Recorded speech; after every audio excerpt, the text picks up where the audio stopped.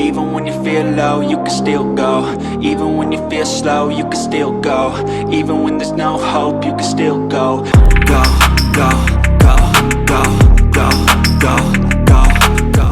Hello everyone, तो आज हम स्टार्ट करने जा रहे हैं हमारा अगला चैप्टर जो है ग्रुप थ्योरी। अब जो ग्रुप थ्योरी चैप्टर है ये पूरा का पूरा आपका गेट के लिए, जैम में नहीं आता। और हाँ, गेट में भी पहले नहीं आता था, मतलब बहुत कम आता था, एक के क्वेश्चन आ जाता, लेकिन अब की बार इसके 2 क्वेश्चन भी आए हैं। ठीक है, यानी कि अब इसमें क्वेश्चन आपके आने शुरू है। नेट में भी पहले ऐसे होता था कि ग्रुप थ्योरी से काफ़ी कम क्वेश्चन आते थे, लेकिन अब ग्रुप थ्योरी से काफ़ी क्वेश्चन आने शुरू हुए हैं। तो उस हिसाब से अगर देखें तो ये आपका काफ़ी इंपॉर्टेंट चैप्टर अब के लिए बन जाता है ना, क्योंकि इससे अब क्वेश्चन आपके आने शुरू हो गए हैं। ठीक है, तो हम देखते हैं हमारा ग्रुप थ्योरी। इसमें से आप 1-2 क्वेश्चन तो एक्सपेक्ट कर सकते हो, एक तो आपका होता ही है, दूसरा भी आपका आ सकता है। ठीक है, चलो। तो हाँ, इसमें एक और चीज़, इसमें ग्रुप थ्योरी पिछली बार आपको अंजलि मैम ने कराया था, नेट का जब क्रैश कोर्स हुआ था, तो उनकी जो बेसिक मतलब जो ग्रुप थ्योरी की वीडियो है आप वो भी जाके देख सकते हो। ठीक है, आपको डिस्क्रिप्शन में लिंक मिल जाएगा उसका। हाँ, इसमें मैं आपको पूरा चैप्टर ना करा के कुछ पर्टिकुलर टॉपिक रहेंगे, मतलब लगभग आपका चैप्टर कवर हो जाएगा, ऐसी बात नहीं है। ठीक है, 4-5 टॉपिक में छोटे चैप्टर आपका सारा का सारा आपका चैप्टर कवर हो जाएगा। ठीक है, तो थोड़ा सा हम बेसिक से स्टार्ट करेंगे, हल्का सा। ठीक है, सबसे पहला हमारा इसमें से आपके क्वेश्चन आ जाते हैं symmetry element and there matrix representation. अभी की बार इसमें क्वेश्चन आया था, तो सबसे पहले देखते हैं हमारे सिमेट्री एलिमेंट। हाँ, बच्चों को कन्फ्यूजन रहती है कि एक होते हैं सिमेट्री एलिमेंट,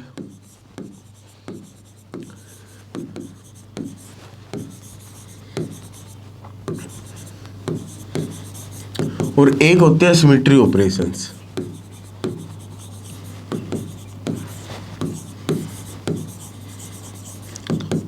तो इनमें क्या फर्क है दोनों में? जो आपके सिमेट्री एलिमेंट्स होते हैं ना, सिमेट्री एलिमेंट्स आपकी ज्योमेट्रिकल एंटिटी है, जैसे कि कोई भी आपका कोई पॉइंट हो गया, ठीक है, कोई लाइन होगी, ठीक है, कोई भी आपका प्लेन हो गया। ठीक है, तो ये सिमेट्री एलिमेंट्स आपके ज्योमेट्रिकल एंटिटी होती है, ठीक है, जिनका हम यूज करते हैं। तो ये होते हैं आपके सिमेट्री एलिमेंट। लेकिन सिमेट्री ऑपरेशन क्या होते हैं? सिमेट्री ऑपरेशन आपकी होती है एक प्रोसेस है ये। ठीक है, symmetry operation is a process. ये एक प्रोसेस है जो हम मॉलिक्यूल के अप्लाई करते हैं, मॉलिक्यूल के ऊपर अप्लाई करते हैं by use of symmetry elements. ठीक है, सिमेट्री ऑपरेशन क्या है? सिमेट्री ऑपरेशन जो प्रोसेस है जो हम मॉलिक्यूल के ऊपर अप्लाई करते हैं with the help of symmetry elements. ठीक है, जैसे रोटेशन हो गया, हम मॉलिक्यूल के ऊपर मॉलिक्यूल की रोटेशन कराते हैं, तो वो क्या है? ऑपरेशन है। ठीक है, रोटेशन आपकी क्या होगी? रोटेशन क्या है? रोटेशन आपका ऑपरेशन है। हम मॉलिक्यूल को रोटेट कर रहे हैं, लेकिन किसकी हेल्प से करा रहे हैं? जो हमारी एक्सिस होती है, जो हमारी एक लाइन होती है, ठीक है, उसके अलोंग ही तो हम उसकी रोटेशन कराते हैं। तो सिमेट्री एलिमेंट की हेल्प से हम सिमेट्री ऑपरेशन अप्लाई करते हैं किसी भी मॉलिक्यूल के ऊपर। ठीक है, इतनी बात समझ आई? चलो ठीक है, अब ये हो गया। अब हम देखते हैं कि हमारे कौन कौन से सिमेट्री एलिमेंट्स होते हैं और वो क्या क्या ऑपरेशन उन पे लग सकते हैं। हाँ, सबसे पहले देखते हैं एक्सिस ऑफ सिमेट्री।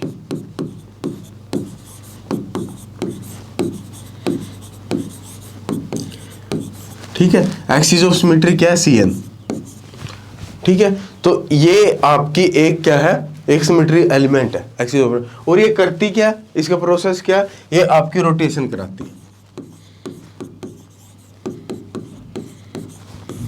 ठीक है, अब ये रोटेशन कैसे कराती है? जैसे हमारे पास वाटर हो गया, वाटर जैसे कि OH, तो आपको पता है यहां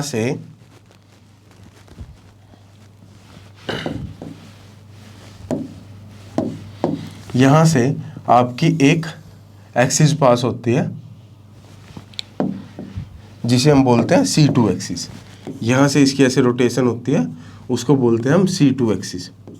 ठीक है, और रोटेशन हमें किस हिसाब से करानी होती है कि हमें सेम कॉन्फ़िगरेशन मिले। अब जैसे ये इस टाइप में है ना, रोटेशन कराने के बाद भी हमें ये सेम कॉन्फ़िगरेशन मिले। ठीक है, तो वो हमारी यहाँ पे ये रोटेशन कराते हैं, तो इसके अंदर आपकी क्या है C2 एक्सिस है। जैसे आपका सेम NH3 हो गया, ठीक है, क्या था NH3, NH और यहाँ पे आपकी थे एक लोन पेयर। यहाँ भी अगर आप देखोगे आपकी एक ऊपर से यहाँ से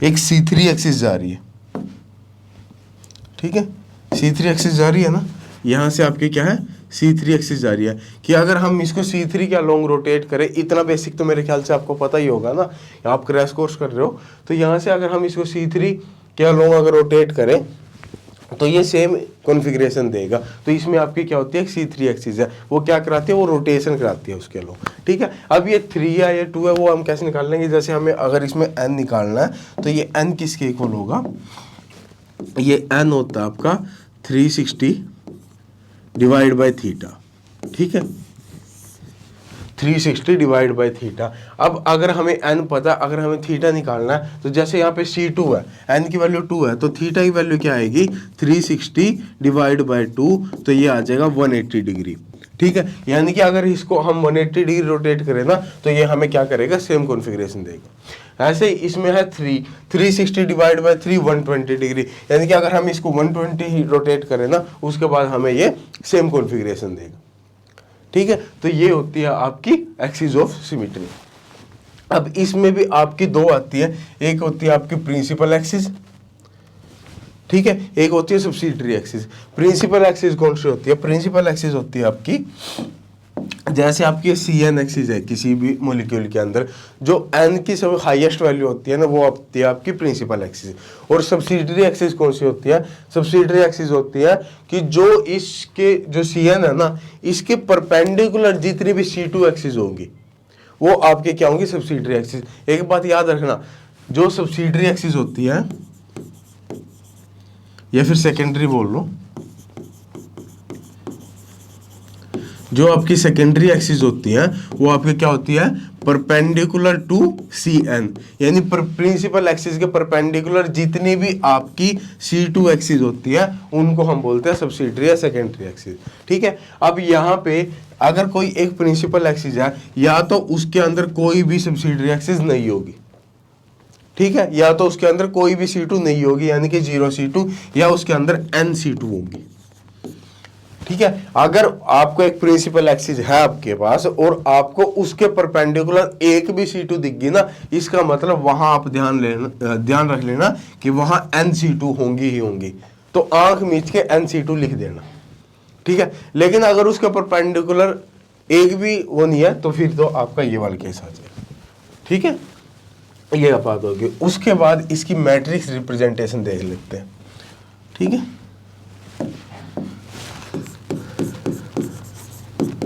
मैट्रिक्स रिप्रेजेंटेशन, मैट्रिक्स रिप्रेजेंटेशन क्या होती है, CN की मैं ले लेता हूँ CN। अब CN है, CN आपकी तीनों एक्सिस के अलोंग हो सकती है ना, X एक्सिस के भी, Y के भी, Z के भी। अगर मैं CN Z देखूँ, CN Z का आपका क्या होगा, cos theta sine theta 0 minus sine theta cos theta 0 0 0 1, ये आपका किसके लिए मैट्रिक्स होगी, CN Z के लिए। अगर वहीं आपको CN Y के लिए अगर लिखनी हो तो CN Y के लिए क्या होगा, अब यहाँ 0 0 1 0 0 1 ये Z के अलोंग आ गया। अब इसको Y के अलोंग लिखना तो ये आ जाएगा 0 1 0 0 0। अब सिंपली लिख दो, ये क्या था, कोस थीटा था ना, उसके बाद साइन थीटा था, साइन थीटा। यहाँ फिर माइनस साइन थीटा था, तो यहाँ आ जाएगा माइनस साइन थीटा, और यहाँ आ जाएगा कोस थीटा, ठीक है। तो ये आ गई CN Y। अगर CN X के लिए आप लिखना चाहते हो तो CN X के लिए क्या होगा, CN X के लिए आपका आ जाएगा, अब X के अलोंग ये 0 0 1 1 ये कर दो, तो ये 1 0 0 और 0 0, ठीक है। तो ये आ जाएगा यहाँ पे वही cos theta sine theta minus sine theta and cos theta, ठीक है। तो ये आपकी तीनों के लिए जनरल मैट्रिक्स रिप्रेजेंटेशन आ गई। अब यहाँ पे करेक्टर ऑफ सी एन क्या आ जाएगा, करेक्टर ऑफ सी एन आपका आएगा। करेक्टर क्या होता है, जो आपका डायगोनल होता है ना, डायगोनल का जो सम होता है उसको हम करेक्टर बोलते हैं। तो यहाँ cos थीटा 1, cos थीटा 1, तो ये आ जाएगा 2 cos थीटा प्लस 1। ये आपका सी एन के लिए ये आपका करेक्टर आ जाएगा। ठीक है, बात इतनी बात समझ में। अब देखो, अब इसको अप्लाई करना कैसे है कि सर आपने बता तो दिया, लेकिन हमें अगर अप्लाई करना है तो हम अप्लाई कैसे करेंगे। तो अप्लाई करने का इसका सिंपल सा तरीका है मैं आपको C2 और C4 दोनों के लिए बता देता हूं। जैसे कि मैंने बोल दिया कि मेरा x y z ये कोऑर्डिनेट्स है किसी पॉइंट के, मैंने उस पर क्या किया, उस पर मैंने C2 लगा दी। C2 मैंने किस पे लगाई, x y z पे। ठीक है, C2 मैंने x y z पे लगाई। बताओ आपका आंसर क्या आएगा। उसके बाद उसके कोऑर्डिनेट्स क्या हो गए होंगे। ठीक है, तो उसके लिए सबसे पहले C2 के लिए अब C2 z लगाई है मैंने, C2 z लगाई है। अब उसके लिए सबसे पहले आपको इसकी मैट्रिक्स रिप्रेजेंटेशन लिखनी पड़ेगी। C2 के लिए थीटा की वैल्यू क्या आएगी, 180 डिग्री। ठीक है, अब यहाँ पे 180 डिग्री की वैल्यू लिखो। तो cos 180 डिग्री क्या होगा, cos 180 डिग्री -1, तो ये आ जाएगा -1।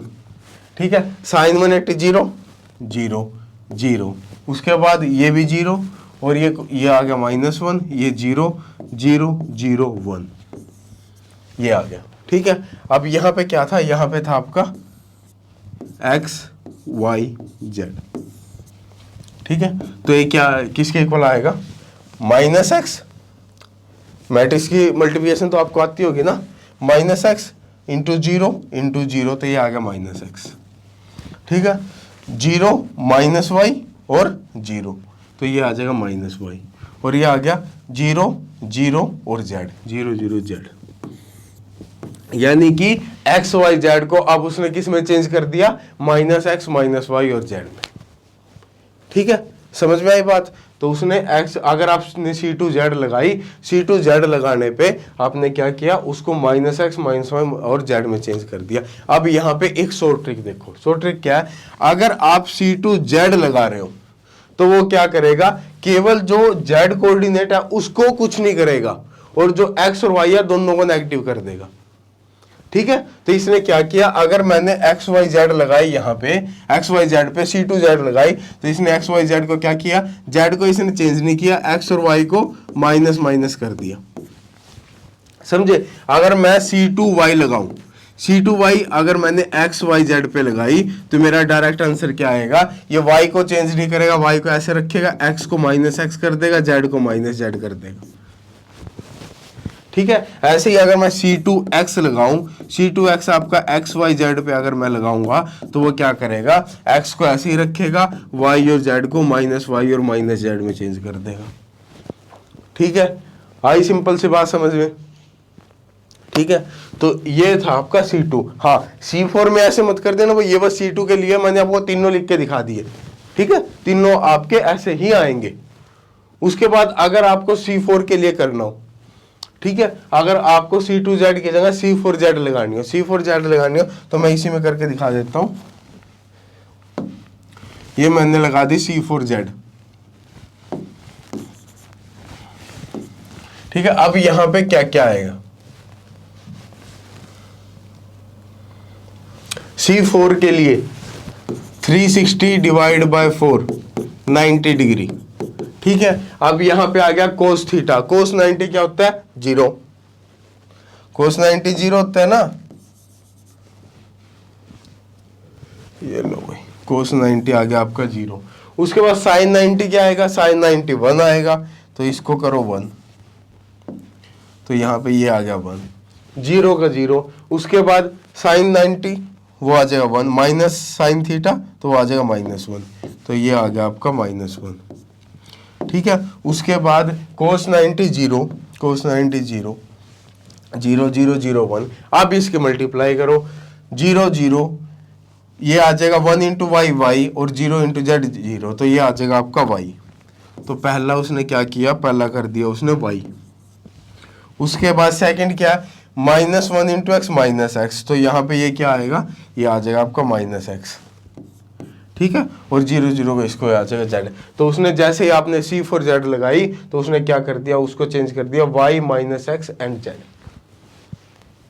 ठीक है। उसने उसको किस में चेंज कर दिया, y -x एंड z, ठीक है। तो ऐसे आपको क्या लगानी है, आपको इसको अप्लाई करना है, ठीक है। मेरे ख्याल से एक्सिस ऑफ सिमेट्री आपको समझ में आ गई होगी।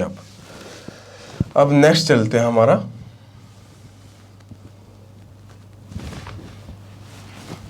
सेकंड है प्लेन ऑफ सिमेट्री।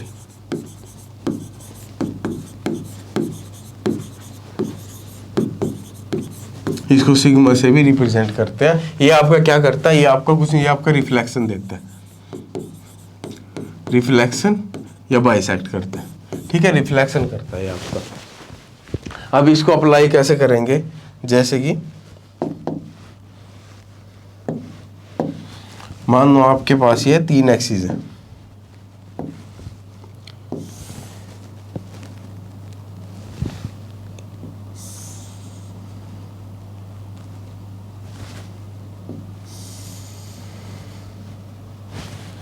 ठीक है।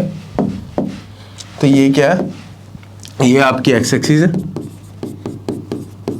ये आपकी वाई और ये आपकी है जेड एक्सिस,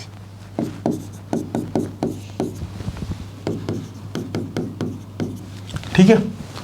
तो यहां पे आपने क्या किया, इसमें क्या कर दिया, सिग्मा एक्स वाई लगा दिया। आपने इसमें क्या लगा दिया, सिग्मा एक्स वाई, ठीक है। सिग्मा एक्स वाई क्या है, एक प्लेन है, एक्स और वाई प्लेन में, ये एक्स है ये वाई है, यानी कि ये प्लेन होगा यहाँ पे। तो ये प्लेन आपका कुछ किस टाइप से होगा, यहाँ पे इस टाइप से होगा,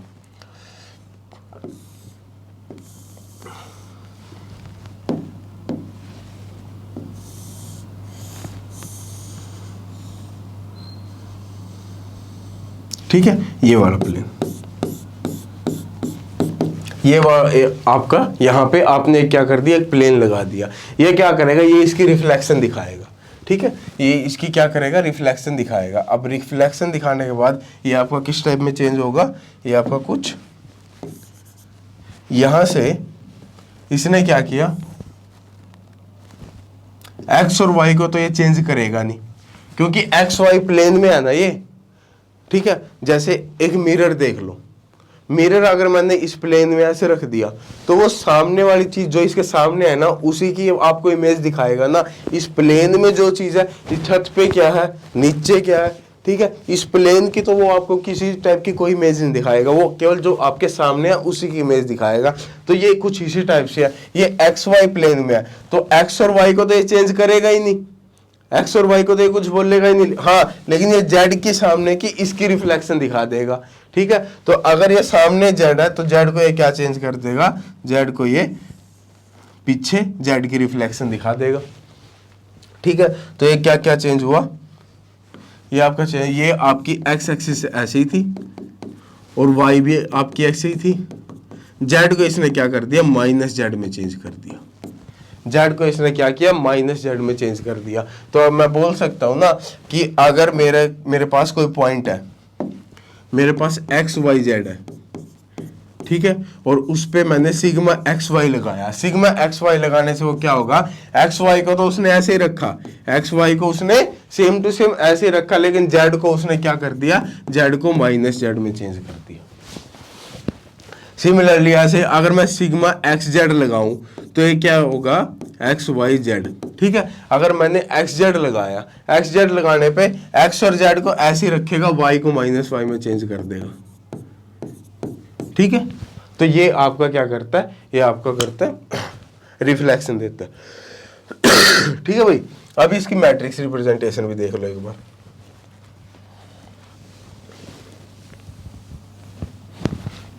मैट्रिक्स रिप्रेजेंटेशन,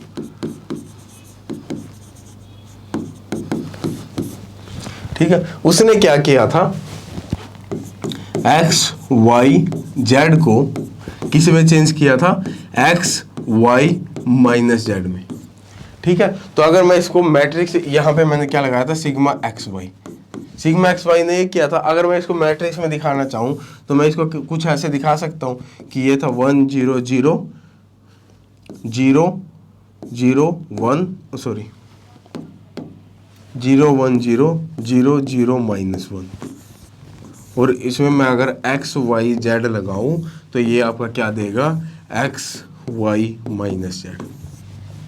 ठीक है, तो मैं इसको कुछ ऐसे लिख सकता हूँ ना कि सिग्मा एक्स वाई के मैट्रिक्स को मैंने लिख दिया, ये एक्स वाई जेड मेरा ये ऐसे कैसा, एक्स वाई माइनस जेड ये मेरा ऐसे कैसा। ठीक है, तो ये क्या होगी, ये आपकी मैट्रिक्स रिप्रेजेंटेशन होगी ना, किसके लिए, सिग्मा एक्स वाई के लिए। एक्स वाई में क्या किया मैंने, एक्स और वाई को +1 ही रखा और जेड को क्या लिख दिया, -1। सिमिलरली ऐसे ही अगर मेरे को सिग्मा वाई जेड की लिखनी है, वाई जेड के लिए मैं वाई और जेड को तो 1 1 लिखूंगा, एक्स को मैं -1 कर दूंगा। ठीक है, वो आपकी वाई जेड के लिए हो जाएगी। अब इसका करैक्टर देख लो, करैक्टर ऑफ सिग्मा, सिग्मा का करैक्टर क्या आता है, 1 1 और -1, कितना आया, ये 1 के इक्वल आ गया। ठीक है, ऐसे ही C2 का करैक्टर वहां से क्या था, C2 का करैक्टर वहां से -1 आ रहा था। एक बार पीछे अपने चेक कर लेना भाई, C2 का जो करैक्टर था वो वहां से क्या आएगा, -1 आएगा। ठीक है, क्योंकि वो 2 को माइनस में चेंज कर रहा था, 1 प्लस में था, तो 1 प्लस से 1 माइनस कैंसिल, 1 माइनस बचा था आपका। ठीक है, तो ये आपका सिग्मा आ गया। ठीक है, बात इतनी बात समझ में आई। उसके बाद थर्ड देखते हैं,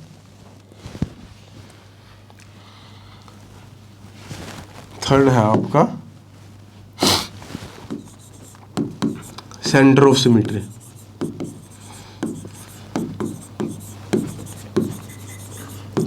या फिर इसको इन्वर्जन सेंटर भी बोलते हैं।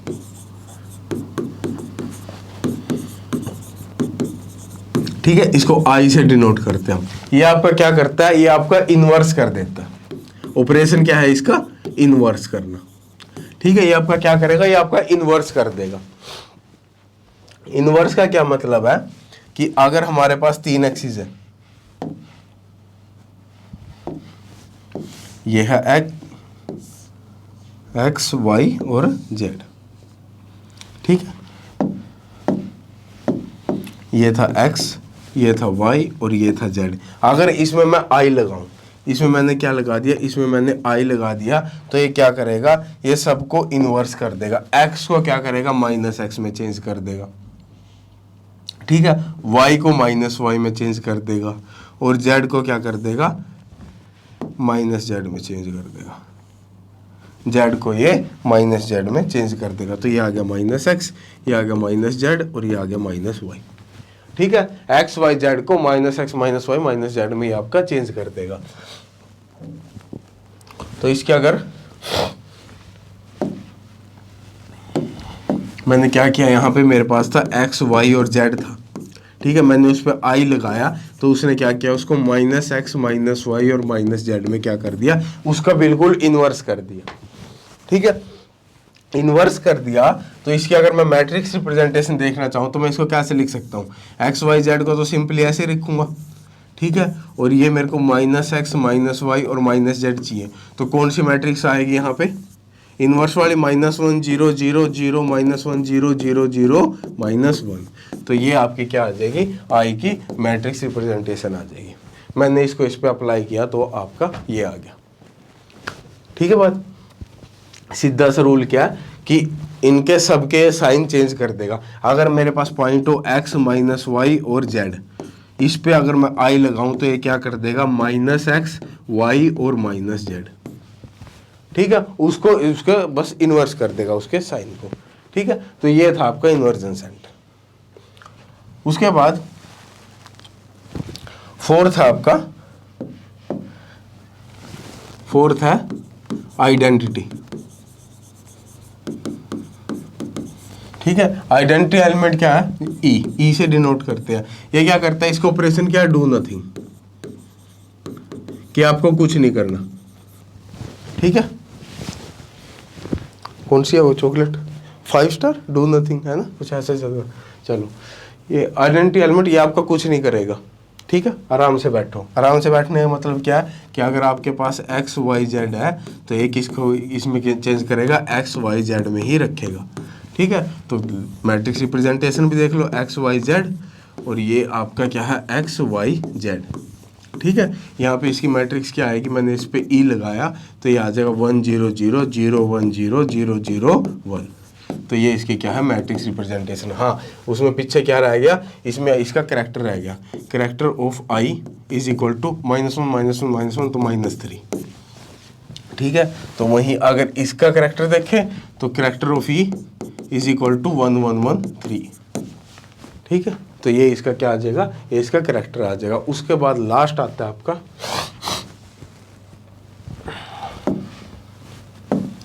लास्ट है फिफ्थ है आपका improper axis of symmetry. Improper axis of symmetry. ठीक है, इसको हम SN से डिनोट करते हैं। ठीक है, तो ये ऑपरेशन क्या होता है, इसका ऑपरेशन होता है इसका रोटेशन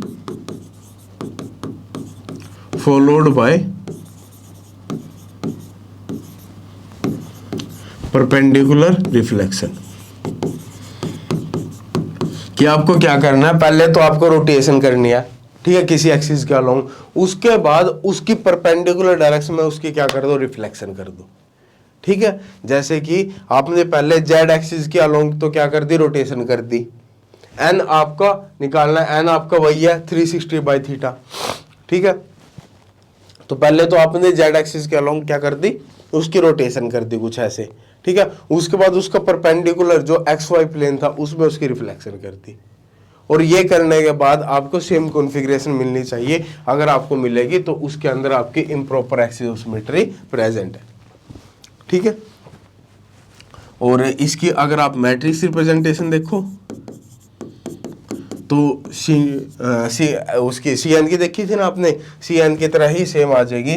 जैसे ये आ जाएगा cos थीटा, यहाँ आया था आपका sin थीटा, ये मैं SNZ के लिए लिख रहा हूँ। यहाँ आ जाएगा 0, यहाँ आ जाएगा माइनस साइन थीटा, यहाँ आ जाएगा कोस थीटा, यहाँ 0 और 0 0, बस यहाँ वहाँ पे +1 था, यहाँ -1 आ जाएगा, केवल इतना फर्क आएगा। तो ये इसकी मैट्रिक्स रिप्रेजेंटेशन हो जाएगी। करैक्टर क्या आ जाएगा, उसका था2 cos थीटा +1, इसका आएगा 2 cos थीटा -1। ठीक है, केवल इतना डिफरेंस आएगा।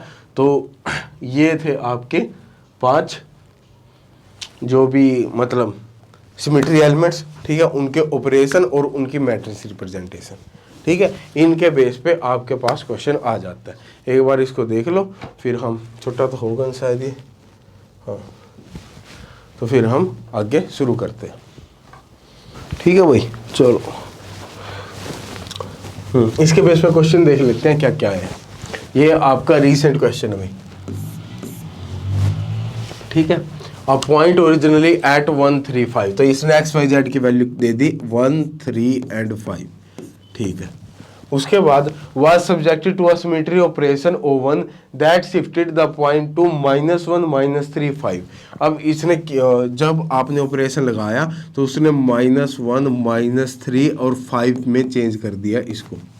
ठीक है, तो यहाँ पे आप देख रहे हो 2 का साइन चेंज हो गया, 1 का ऐसे कैसे, जब हमने C2 और C2 Z वाले का सेम है ना, XYZ से -x -y और Z में कब चेंज हुआ था, जब हमने क्या लगाई थी, C2Z लगाई थी। ठीक है, तो ये यही चेंज हो रहा है ना 1 3 5 से -1 -3 एंड 5। तो यहाँ पे ये क्या है, यहाँ पे आपने C2Z लगाई है, C2Z लगाइए, पहली बात तो यही आ गई। अब C2Z लगाइए, यहाँ पे आपका एक ही ऑप्शन आ रहा है ऐसे ही। ठीक है, चलो अगला भी देख लेते हैं। उसके बाद subsequently the point -1 -3 5 was subjected to another symmetry operation that shift this point to -1 -3 and -5। उसके बाद इसको इसने किस में चेंज कर दिया, -1 -3 एंड -5। अब यहाँ पे क्या लगाया होगा, यहाँ पे आपको देख रहे हो 2 के साइन तो ऐसे के ऐसे रखे हैं, केवल एक Z का साइन चेंज हुआ। ठीक है, अगर मैं क्या करूँ, XYZ से इसने क्या किया, यहाँ पे इसने इसको X Y और -Z किया। ठीक है, यानी कि इन दो के साइन सेम रखे और इसका साइन एक का चेंज कर दिया, इन दो के साइन सेम रखे और जेड का साइन चेंज कर दिया जब हमने सिग्मा एक्स वाई लगाया था।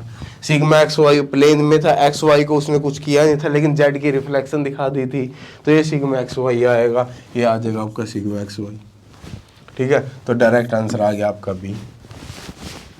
ठीक है, इस टाइप के क्वेश्चन आ जाते हैं आपके पास। तो ये आपका रिसेंट क्वेश्चन था जो अभी आया था। चलो नेक्स्ट देखते हैं। हाँ, ये क्वेश्चन भाई आपका आया हुआ है नेट में। ठीक है, हाँ, मैंने आपको एस एन का बताया, एस एन को जैसे एस एन जेड है ना, उसको हम कैसे लिखेंगे, इसको हम लिखेंगे C n z into sigma x Y. ठीक है, इसको हम कुछ इस टाइप से लिखेंगे, C n z into sigma x y. अगर मैं एस एन एक्स की बात करूं तो ये आ जाएगा C n x into sigma y z. ठीक है, इसको हम कुछ इस टाइप से लिखेंगे। तो ये क्वेश्चन आया था आपका नेट में। अब इस क्वेश्चन को करने के दो तरीके आपके पास, एक तो यहाँ पे सिग्मा एक्स वाई दिया हुआ है और इसको एस फोर जेड को क्या लिखोगे, C four Z into sigma x Y. ठीक है, और यहाँ पे अब तो एक काम करो, यहाँ पे सी फोर जेड की मैट्रिक्स लिखो, सिग्मा एक्स वाई की मैट्रिक्स लिखो, दोनों को मल्टीप्लाई करो, उसके बाद जो आएगा उसको सिग्मा एक्स वाई की मैट्रिक्स से मल्टीप्लाई करो और वहां से जो मैट्रिक्स आएगी उससे पता लगाओ कि वो इनमें से किस मैट्रिक्स से आपका मैच कर रहा है। तो ये तो हो गया लंबा तरीका। अब इसको क्या करते हैं, इसको सी फोर जेड या तो पहले रोटेशन करा दो फिर रिफ्लेक्शन करा दो, या पहले रिफ्लेक्शन करा दो फिर रोटेशन करा दो, बाद एक किया। तो इसको मैं कुछ इस टाइप से लिख सकता हूँ, सिग्मा एक्स वाई इंटू सी फोर जेड और सिग्मा सिग्मा। अब इतना तो मेरे ख्याल से आपको बेसिक पता ही होगा कि अगर सिग्मा को दो बार अप्लाई करें तो ई आता है। ठीक है, सेम कॉन्फ़िगरेशन आ जाती है आपकी। तो सिग्मा एक्स वाई ये ई के इक्वल आ गया, ई इंटू सी फोर जेड और ई इंटू सी फोर जेड ये आपका सी फोर जेड। ठीक है, तो यहाँ से सी फोर जेड आ जाएगा आपका ऑप्शन, तो ये आ जाएगा ऑप्शन नंबर ए। ठीक है, तो ये आपके को इस टाइप से मल्टीप्लाई में भी आ सकते हैं। तो इसके लिए आपको क्या पता होना चाहिए, इसके लिए आपको या तो एक तो लंबा तरीका है कि आप मैट्रिक्स देख लो। ठीक है, मैट्रिक्स लगाओ, मैट्रिक्स लगा के और उसके बाद उसको देखो, है ना।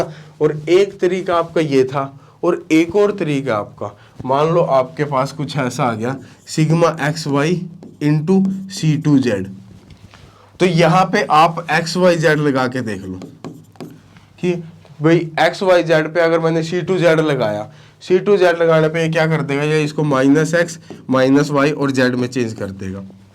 इसमें आप सिग्मा एक्स वाई लगा दो, सिग्मा एक्स वाई अगर मैंने इसमें लगाया तो इसको किस में चेंज करेगा, ये इसको चेंज करेगा माइनस एक्स माइनस वाई और माइनस जेड में। ठीक है, और minus x minus y minus z आपका कब आता है, जब आप इन्वर्जन लगा देते हो, तो इन्वर्जन आपका आंसर आ जाएगा। एक तरीका आपका ये हो जाएगा।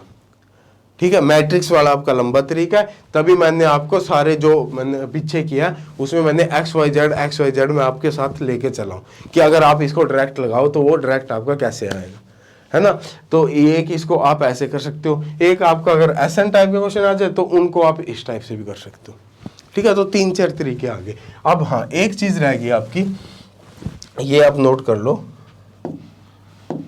कैरेक्टर याद करने के तरीके, कि जो आपके कैरेक्टर होंगे उसको आप कैसे याद करोगे। ठीक है, यहां पे लिख लेता हूं मैं, -3 से स्टार्ट करता हूं, -3 -2 -1 0 1 2 एंड 3। ठीक है, ये आ गया। अब यहां पे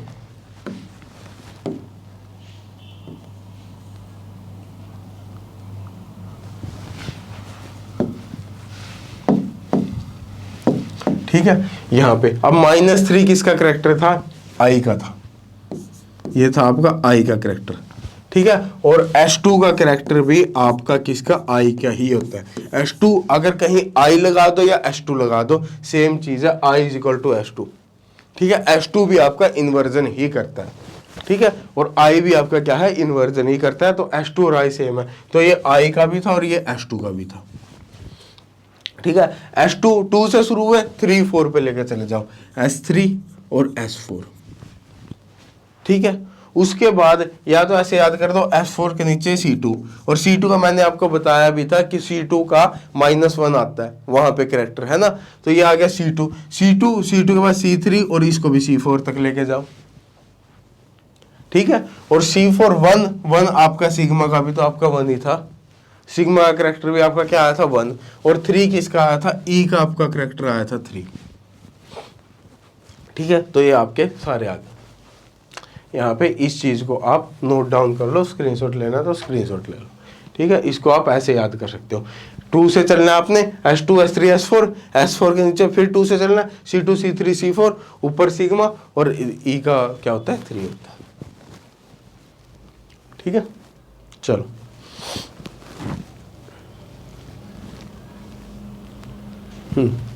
चलो भाई, चले नेक्स्ट चले, चलो। हाँ, अब इसको थोड़ा सा नीचे जाने दो।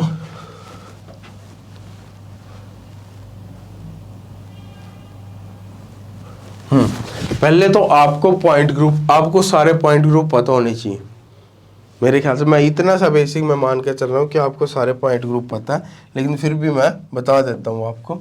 जैसे कि सबसे पहले CNV, ठीक है, एक आ जाएगा CNH, एक आ जाएगा CN, एक आ जाएगा CS, एक आ जाएगा CI, ठीक है, एक आ जाएगा C∞V, एक आ जाएगा D∞H, ठीक है, एक आ जाएगा DND, एक आ जाएगा DNH, एक आ जाएगा DN। ठीक है, कितने हो गए, 10 हो गए ना। और भी कोई बचा, ऑक्टाहेड्रल टेट्राहेड्रल आ जाते हैं, OH TD T, ठीक है, और भी है कोई, CNV हो गया, CNH हो गया, हाँ, एक आपका C1 रह गया ना, एक आपको होता है C1। ठीक है, तो ये इतने आपके पॉइंट ग्रुप होते हैं। तो अब इनके अंदर कितने एलिमेंट होते हैं वो आपको कैसे पता चलेगा, वो आपको पता चल जाएगा कि इसका जो ऑर्डर होता है वो होता है 2n, इसका भी 2n होता है। ठीक है, और CN का n होता है, CS के अंदर 2 ही एलिमेंट होते हैं, एक A और एक सिग्मा, तो इसका 2 होंगे। इसके लिए E और I इसमें भी 2 होंगे।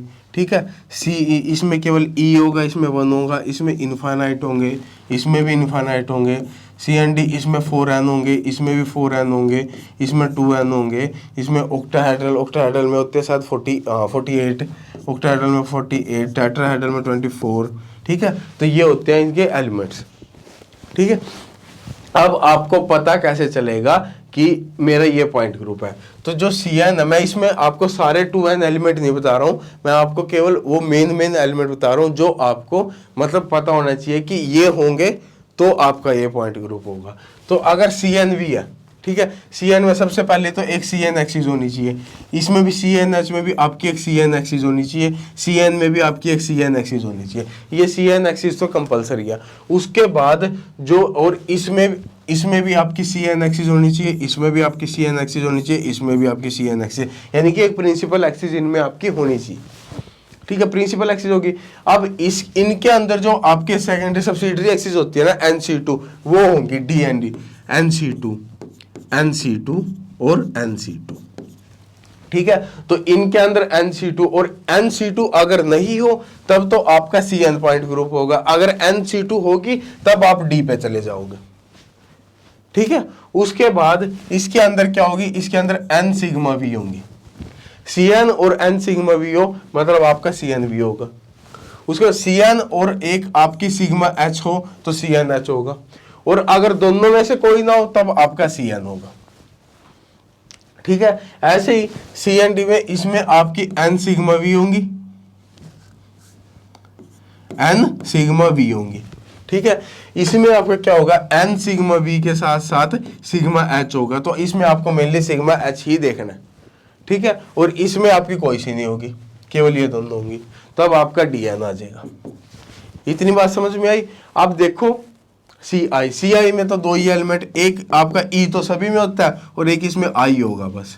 इसमें क्या है, इसमें भी आपका ई सभी में होता है और एक कोई सिग्मा प्लेन होगा, ठीक है।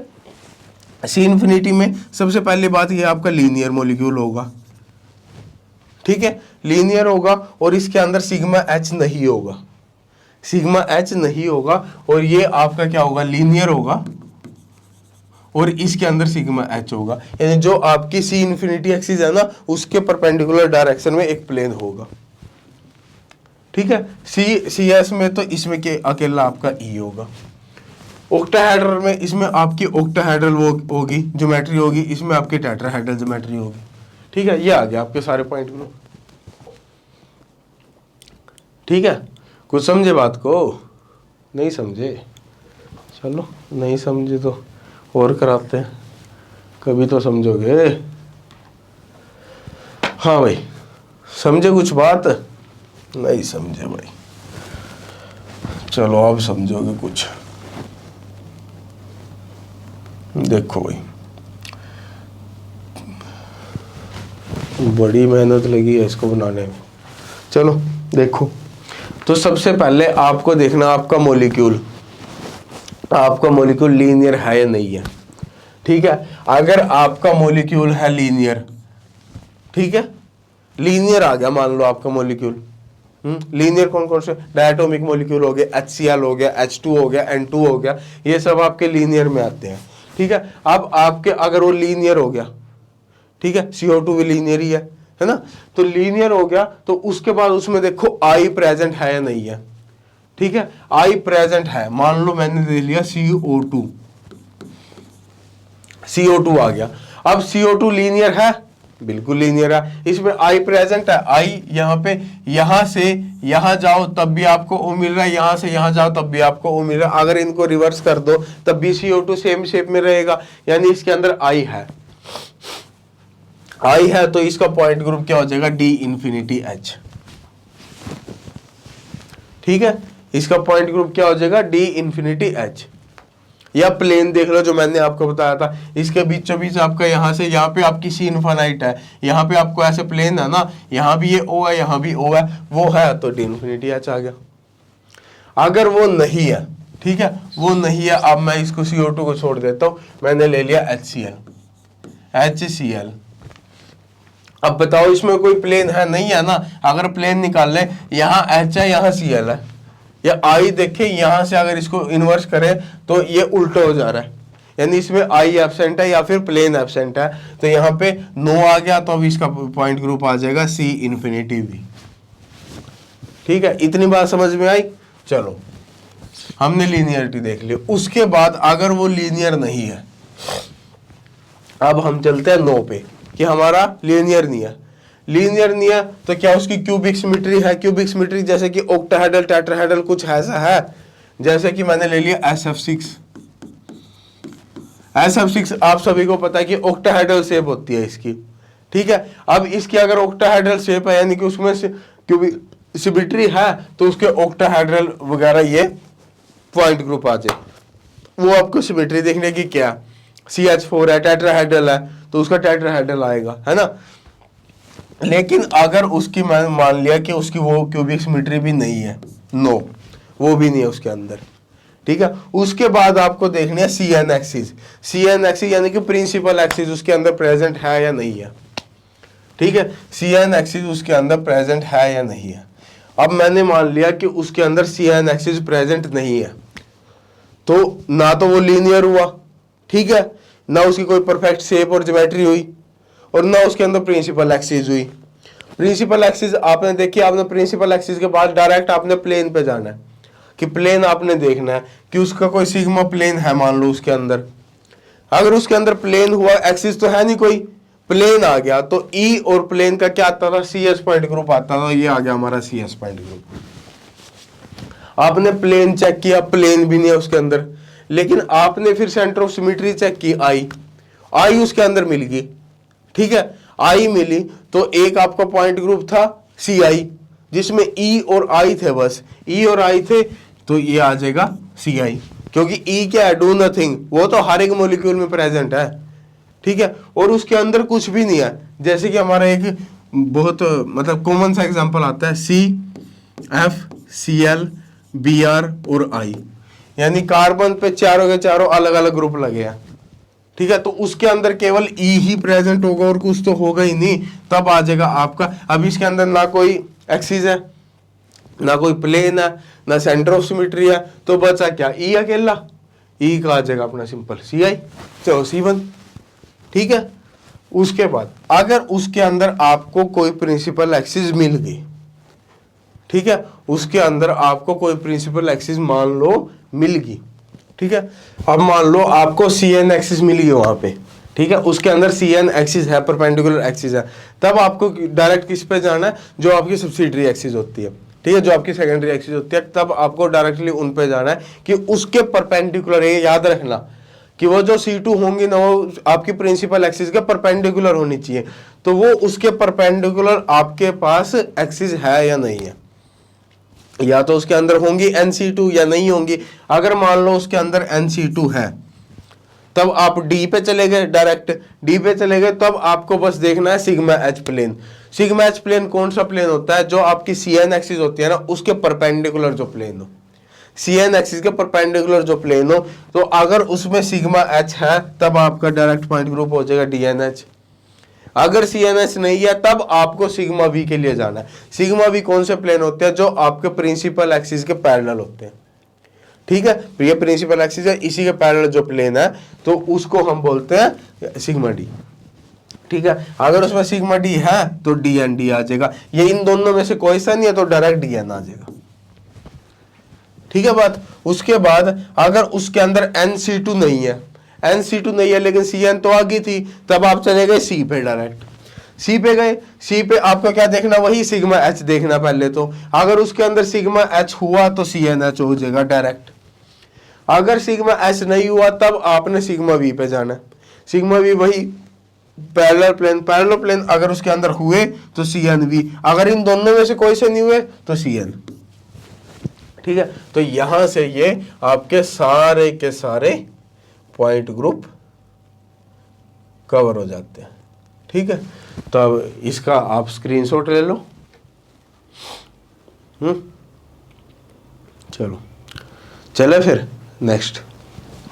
चलो भाई क्वेश्चन देखते हैं, इस पे कौन कौन से आए।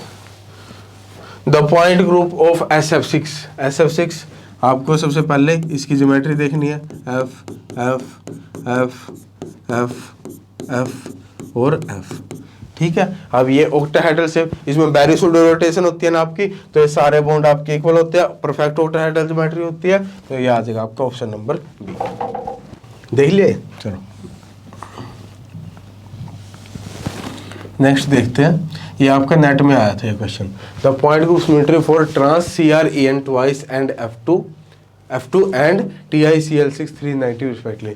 तो CrEn ट्वाइस ये आपका कुछ इस टाइप से हो गया, क्योंकि ट्रांस है ना, ऊपर आपका यहाँ F है, नीचे आपका यहाँ F है। अब यहाँ पे आप देखो, ऊपर से सामने से आपकी एक C2 एक्सिस जा रही है, ठीक है। सबसे पहले लीनियर ये नहीं है, परफेक्ट ज्योमेट्री भी नहीं है, ठीक है। उसके बाद हमें उस पे आना था जो हमारी एक्सिस है। अब एक्सिस है तो यहाँ पे आपकी एक यहाँ से एक एक्सिस जा रही है, जो है आपकी क्या, कौन सी, C2 एक्सिस। यहाँ पे आपकी एक C2 एक्सिस जा रही है, तो C2 तो आ गई। अब परपेंडिकुलर NC2 देखनी है सब्सिडियरी। अब यहाँ से अगर एक एक्सिस देखें ऐसे, तो एक C2 आपकी यहाँ भी जा रही है, ठीक है। एक C2 आपकी क्या है, ये है। तो यानी कि ये DN पे तो चला गया, D2 पे तो ये चला गया। अब इसमें आपको देखना सिग्मा H, ये आपके प्रिंसिपल एक्सिस है। यहाँ पे आपका एक प्लेन है, अगर ये प्लेन है तो F से F रिफ्लेक्शन आ रही है, यानी कि सिग्मा H प्लेन भी है, यानी कि ये आ जाएगा आपका DNH। इसका आ गया आपका D2H, ठीक है, D2H आ गया। अब उसके बाद TiCl6 390। TiCl6 390 क्या है, Ti आपको यहाँ पे क्या है, +3 ऑक्सीडेशन स्टेट में है, यानी Ti+3। Ti+3 क्या है, D1 सिस्टम है ना। Ti+3 D1 सिस्टम है। D1 सिस्टम में क्या होती है, आपकी JTD होती है, ठीक है। तो वहां पे आपकी JTD है, यानी कि परफेक्ट ज्योमेट्री तो है नहीं, परफेक्ट ज्योमेट्री है नहीं, तो JTD लगा दो। यहाँ पे आपकी D1 होगी, D1 में शायद Zin होता था ना, हाँ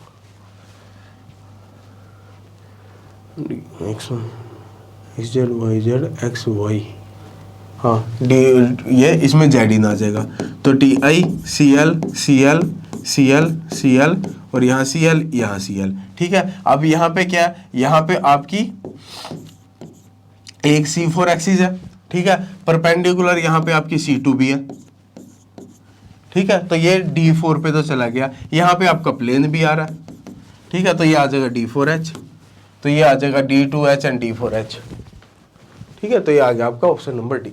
ठीक है भाई, तो आपको इनऑर्गेनिक के भी थोड़ी बहुत नॉलेज होनी चाहिए, क्योंकि इसमें क्या करते हैं ग्रुप थ्योरी में, नेट में तो खासकर करते हैं, नेट में वो इनऑर्गेनिक और फिजिकल को मिला के क्वेश्चन बना देते हैं, है ना। तो थोड़ा बहुत तो पता होना ही चाहिए। चलो, वैसे आप तो तैयारी कर रहे हो, आपको तो ज़्यादा ही पता होगा मेरे से, है ना। चलो चलो भाई, अगला हमारा नेक्स्ट है great orthogonality theorem. Great orthogonality theorem क्या करती है, इसने ग्रेट ऑर्थोगोनैलिटी थ्योरम से हमें कुछ पोस्टुलेट्स दिए, उनसे हम क्या कर सकते हैं, हमारी जो कैरेक्टर टेबल होगी ना उसको डिराइव कर सकते हैं। We can derive our character table from great orthogonality theorem postulates. ठीक है, हम उनको डिराइव कर सकते हैं। तो इसने क्या बोला, इसने सबसे पहला पोस्टुलेट दिया कि जो आपके नंबर ऑफ इररिड्यूसिबल रिप्रेजेंटेशंस होगी ना, number of irreducible representation is equal to class of the group. उस ग्रुप की जितनी क्लास होंगी ना उसके इक्वल होंगी नंबर ऑफ इररिड्यूसिबल रिप्रेजेंटेशन। तो जैसे मैं C2V पॉइंट ग्रुप ही ले लेता हूँ, यहाँ साइड में बना लेता हूँ, तो मैंने ले लिया C2V पॉइंट ग्रुप। ठीक है, C2V में क्या क्या होता है आपका, एक E होता है, ठीक है, एक C2 होता है, एक सिग्मा V होता है, एक सिग्मा V डैश होता है। ठीक है, तो इसमें आपकी इनकी सबकी अपनी अलग अलग क्लास होती है। तो 4 क्लास है, ठीक है, ऑर्डर भी 4 है और क्लास भी 4 है। तो यहाँ से आपकी नंबर ऑफ इररिड्यूसिबल रिप्रेजेंटेशन कितनी आएंगी, वो भी आपकी 4 ही आ जाएंगी, 1 2 3 and sigma 4।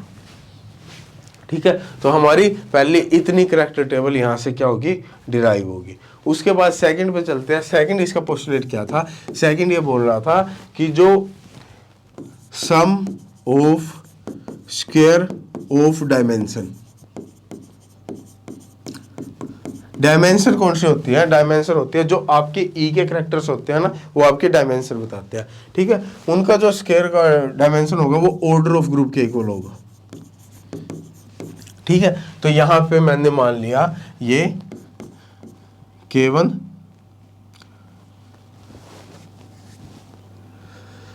A B C और D। ठीक है, तो यहां से ये आ जाएगा A square plus B square plus C square plus D square is equal to 4। ठीक है, तो चारों का स्क्वायर है। ठीक है, और यानी कि चारों A B C मतलब A square B square C square D square चारों के चारों आपके पॉजिटिव टर्म होंगी और सभी का ऐड भी है और वो 4 के इक्वल आता है। तो कौन सी A की पॉसिबिलिटी बनती है ना, अगर सभी की वैल्यू 1 1 हो, A is equal to B is equal to C is equal to D is equal to 1, तो 1 square plus 1 square plus 1 square plus 1 square आपका 4 आएगा।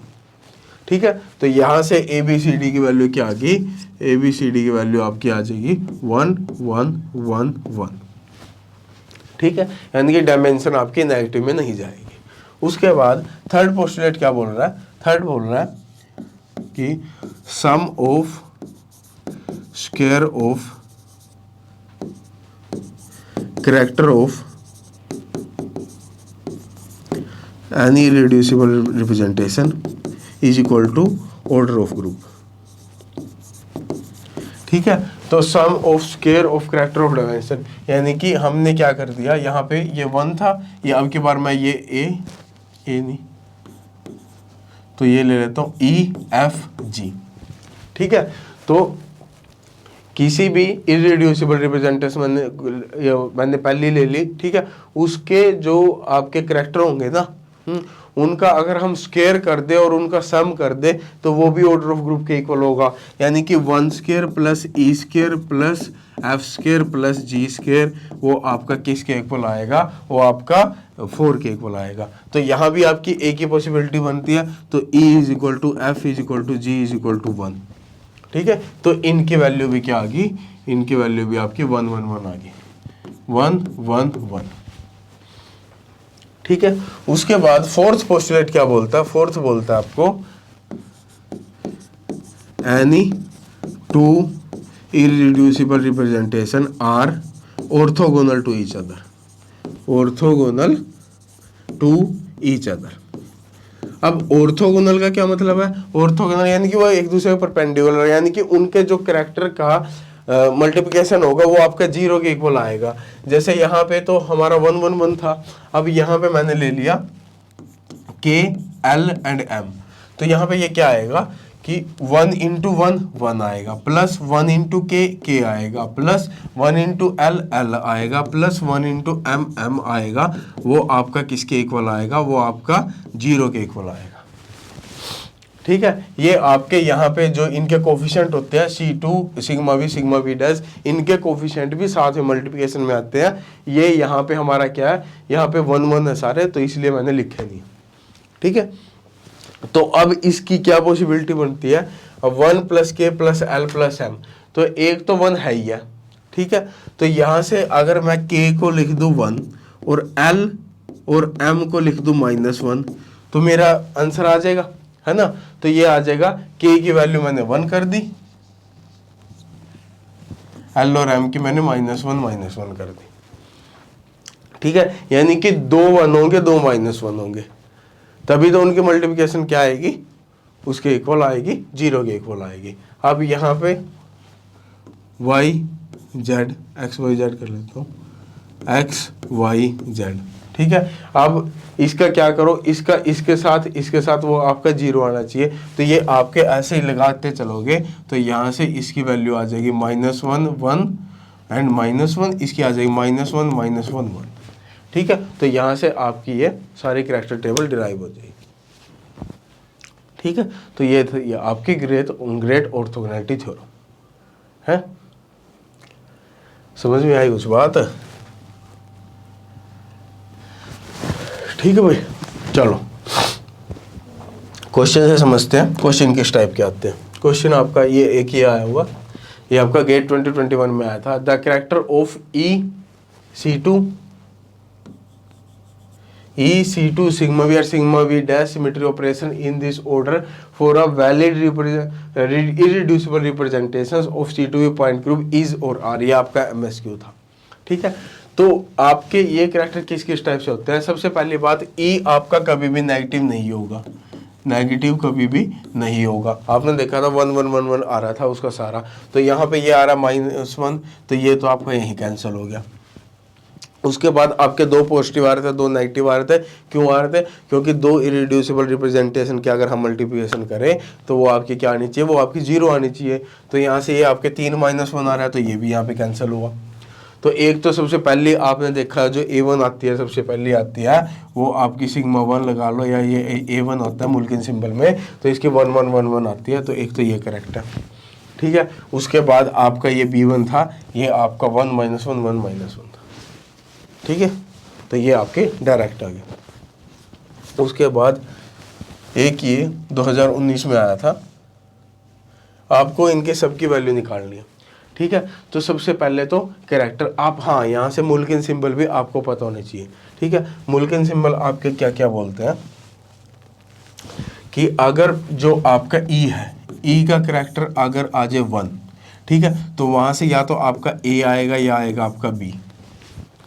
ठीक है, अगर इसका कैरेक्टर आ जाए आपका 2, तो वहाँ से आपका ये क्या आएगा, ये आएगा आपका E, ये होता है 2 डायमेंशन। अगर यहाँ से आपका कैरेक्टर आ गया 3, ठीक है, तो वो आपका F या फिर T जाता है। ठीक है, तो ये आपका कुछ इस टाइप से चले जाते हैं। उसके बाद अब A1 आएगा या B आएगा, ये आपका डिसाइड करेगा आपकी प्रिंसिपल एक्सिस। अगर वो प्रिंसिपल एक्सिस CN इसके क्या है, इसके मतलब वो है, अगर इसमें इसकी वैल्यू पॉजिटिव आ रही है, इसके अराउंड सिमेट्रिकल है, तब इसकी वैल्यू आ जाएगी A। ठीक है, लेकिन अगर वो इसके अराउंड अनसिमेट्रिकल है, CN के अराउंड अनसिमेट्रिकल हो गया, ठीक है, ये आ गया अगर सिमेट्रिकल। ठीक ठीक है, तब उसकी वैल्यू चली जाती है बी। ठीक है, तो ये आ जाएगा ए और बी। उसके बाद आता है 1 और 2। जैसे हम A1 और B1 ऐसे लिखते हैं ना, ये 1 2 ये डिसाइड करते हैं आपके जो आपकी सब्सिडरी एक्सिस होती है। अगर सब्सिडरी एक्सिस के जो परपेंडिकुलर होता है, सॉरी, जब जो सब्सिडरी एक्सिस के सिमेट्रिकल होता है तब उसकी वैल्यू आती है 1। ठीक है, और जब वो सब्सिडरी एक्सिस के परपेंडिकुलर नहीं होता उसकी वैल्यू माइनस में आती है, तब उसकी वैल्यू आती है 2, जैसे A2 आ गया। और अगर वहां पे आपकी सब्सिडरी एक्सिस ना हो तब आप देखते हैं मोलिकुलर प्लेन, मोलिकुलर प्लेन। ठीक है, मैं आपको पीछे बता देता हूं, जैसे ये है। अब यहाँ पे A 1 1 1 1 है, E के डायमेंशन 1 1 है, यानी कि या तो इसकी वैल्यू A आ सकती है या इसकी वैल्यू आ सकती है B। अब A आएगी B आएगी, वो प्रिंसिपल एक्सिस डिसाइड करेगी। यहाँ पे C2 है, C2 के अलोंग 1 1 है, यानी कि सिमेट्रिकल है। सिमेट्रिकल है तो इसकी वैल्यू A, इसकी वैल्यू भी A। यहाँ अनसिमेट्रिकल है, इसकी वैल्यू B, इसकी वैल्यू भी B। ठीक है, अब उसके बाद आता है इसमें सब्सिडरी एक्सिस। सब्सिडरी एक्सिस इसके अंदर है नहीं, तब देखते हैं मोलिकुलर प्लेन। मोलिकुलर प्लेन आपका होता है जिसमें से, मतलब हाँ, मोलिकुलर प्लेन आपका यहाँ पे कौन सा मोलिकुलर प्लेन है, तो यहाँ पे सिग्मा भी आपका मोलिकुलर प्लेन होता है। तो यहाँ पे अब देखो, इसके अलोंग सिमेट्रिकल है तो यहाँ पे 1, इसके अलोंग अनसिमेट्रिकल है तो 2, इसके अलोंग सिमेट्रिकल है तो 1, इसके अलोंग अनसिमेट्रिकल है तो 2। ठीक है, तो ये आपका आ गया मोलिकुलर प्लेन के अकॉर्डिंग। ठीक है, उसके बाद अब U और G भी आते हैं। U और G किसको देखते हैं, वो हम I के हिसाब से देखते हैं। अगर I उसमें प्रेजेंट है तब आ जाएगा G, यानी I की वैल्यू अगर सिमेट्रिकल 1 है तब आ जाएगा G। अगर माइनस जा रहा है तो माइनस में जाएगा, -1 में, तो वो आ जाएगा U। ठीक है, तो ये आपके I आपके U और G बताता है, जीरेड और अनजीरेड। ठीक है, तो अब देखो, अब यहाँ पे A है तो इसकी वैल्यू क्या आएगी 1, इसकी वैल्यू भी 1, इसकी वैल्यू भी 1, इसकी वैल्यू भी 1, इसकी वैल्यू क्या आ जाएगी 2, इसकी वैल्यू भी 2, इसकी वैल्यू भी 2। ठीक है, क्योंकि ये इसको हमने A1 A B और E के हिसाब से इसको डिफाइन कर दिया। ठीक है, उसके बाद दो इरेड्यूसिबल रिप्रेजेंटेशन, इनके मल्टीप्लिकेशन क्या होनी चाहिए, 0 होनी चाहिए, है ना। तो ये 1 1 1 1 1 1 है, यहाँ पे आपका 2 और ये भी है, तो इनको हम देखते हैं। ये आ जाएगा 1 इंटू 1 इंटू 1, तो ये आ जाएगा 1 पहला। उसके बाद 2 इंटू 1 इंटू 1 2, फिर 2 इंटू 1 इंटू 1 2, फिर 2 इंटू 1 इंटू 1, 3 बार 2 है 2। ठीक है, फिर 1 into 1 into 1 1, plus 4 into 1 into 1, ये आ जाएगा 4H, ये आ जाएगा plus 4I is equal to 0। ठीक है, तो यहाँ से ये क्या आ जाएगा, 2 4 6 और 2 8, उस साइड आगे -8 हुए, तो ये आ जाएगा 4H plus 4I is equal to -8 and H plus I is equal to -2।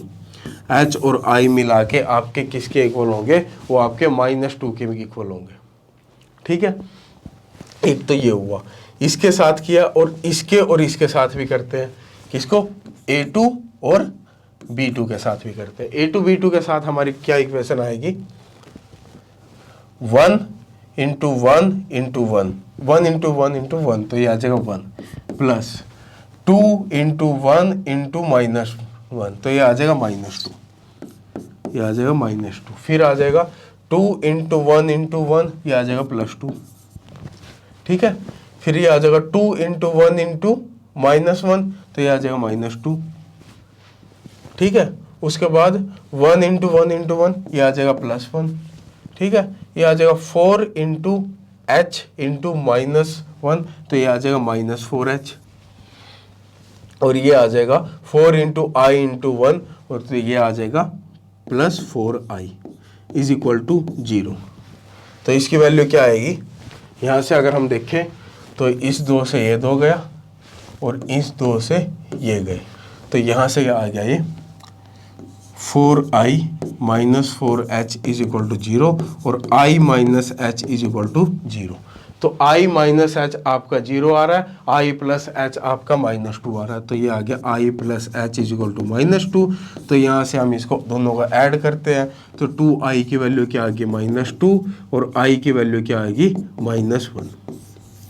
ठीक है, i की वैल्यू अगर हमारी -1 आई तो इसकी वैल्यू कहाँ पुट करते हैं, यहाँ पे पुट करते हैं। तो यहाँ से हमारी h की वैल्यू क्या आएगी,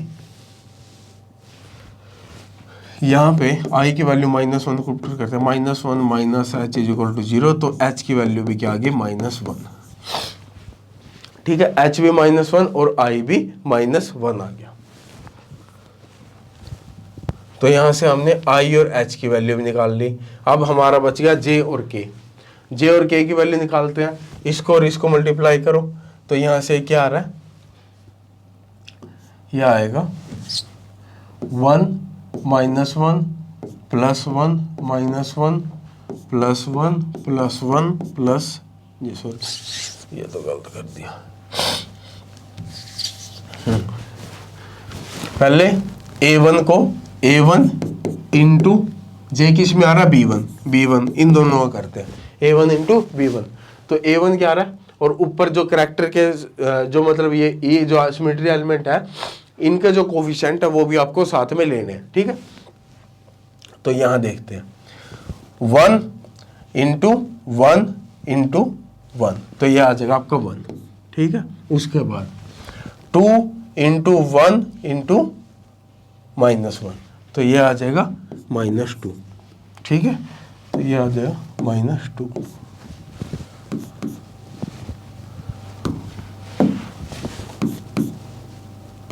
ये दोनों ले लें, है ना, a1 और b1। 2 इंटू 1 इंटू 1, तो ये आ जाएगा 2। ठीक है, फिर आ रहा है 2 इंटू 1 इंटू -1, तो ये आ जाएगा -2। ठीक है, फिर आ रहा है 3 2 हो गए ना, उसके बाद 1 इंटू 1 इंटू 1, तो ये आ जाएगा +1। फिर आ रहा 4 इंटू 1 इंटू 1 +4। ठीक है, फिर 4 into 1 into j +4j is equal to 0।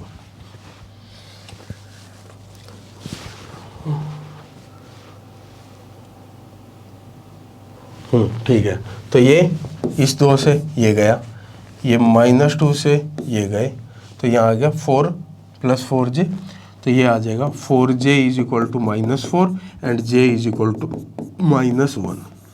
ठीक है, तो हमारी j की वैल्यू भी क्या आ गई, j की वैल्यू आ गई हमारी -1, और h और i की वैल्यू क्या आई थी, h की -1 i की भी -1, तो h की आई थी -1 और i की भी -1। ठीक है, अब बच गया हमारा k। चलो k को भी करते हैं। k के लिए हम क्या ले लेते हैं, a1 लेते हैं, a1 और जिसमें k आ रहा है e2, a1 इंटू e2। तो ये करते हैं हम, इस साइड कर लेते हैं, a1 इंटू e2, वो क्या आएगा 1 इंटू 1 इंटू 2, तो ये आ जाएगा 2। फिर 2 इंटू 1 इंटू 0, तो ये आ जाएगा 0। 2 इंटू 1 इंटू -2, तो ये आ जाएगा -4। ठीक है, फिर आ जाएगा 2 इंटू 1 इंटू 0, तो ये आ जाएगा 0। ठीक है, उसके बाद 1 into 1 into k plus k।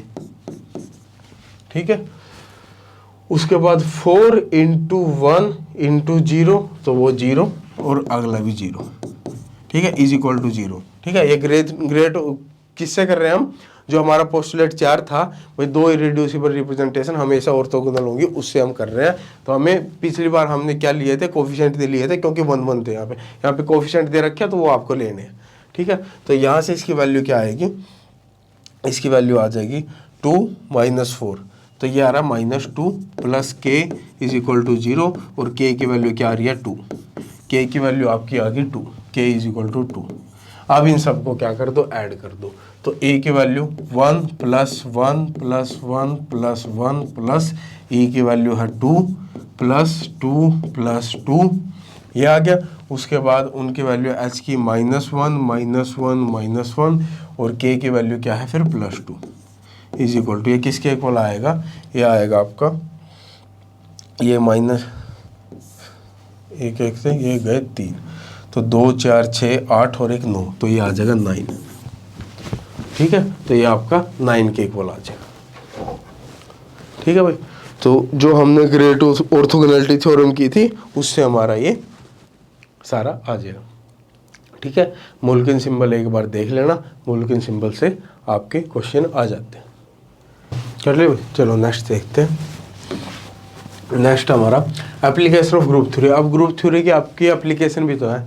ठीक है, आपने ग्रुप थ्योरी पढ़ ली, एप्लीकेशन क्या क्या है ये हमें क्या करनी है।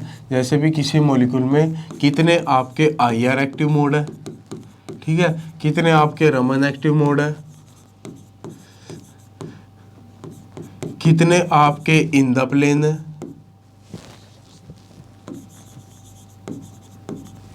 कितने आपके इन द प्लेन है,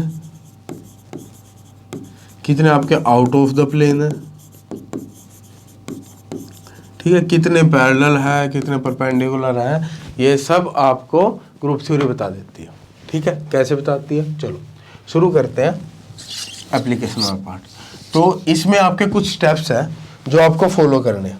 ठीक है, इसमें आपको कुछ स्टेप फॉलो करने हैं। तो सबसे पहला स्टेप तो क्या होगा, find out the point group of molecule. जो भी आपको मॉलिक्यूल दिया है उसको आपको सबसे पहले उसका पॉइंट ग्रुप फाइंड आउट करना है। जैसे कि मैंने सिंपल ले लिया वाटर, ठीक है, मैंने सिंपल ले लिया वाटर। वाटर में लीनियर है, नहीं है, ठीक है, कोई परफेक्ट शेप है, नहीं है, प्रिंसिपल एक्सिस हाँ एक C2 है, ठीक है, यहाँ पे आपकी एक C2 है, कोई और परपेंडिकुलर एक्सिस नहीं है, यानी कि C2 पे गया C2। अब कोई परपेंडिकुलर प्लेन सिग्मा H नहीं है, लेकिन सिग्मा भी है यहाँ पे, ठीक है, यहाँ पे इसके ही पैरेलल आपका एक प्लेन भी है, तो इसका C2 भी पॉइंट ग्रुप आ गया। ठीक है, इसका आ गया, मैंने पॉइंट ग्रुप निकाल लिया, मेरा C2 भी पॉइंट ग्रुप आया। ठीक है, सेकंड आपको क्या निकालना है, सेकंड आउट, या तो आपको दिया ही होगा, अगर नहीं दिया तो आप निकाल लो। क्या निकालना आपको, derive reducible representation in 3n Cartesian coordinates. तो आपको 3n कोऑर्डिनेट्स में आपको क्या निकालना है, उसकी रिड्यूसिबल रिप्रेजेंटेशन निकालनी है। वो कैसे आएगी, जैसे मैंने लिख लिया मेरा C2 भी पॉइंट ग्रुप है, ठीक है, ये आ गया C2V। C2V के अंदर मेरा एक E होता है, एक C2 होता है, एक सिग्मा V होता है, एक सिग्मा V डैश होता है। ठीक है बात।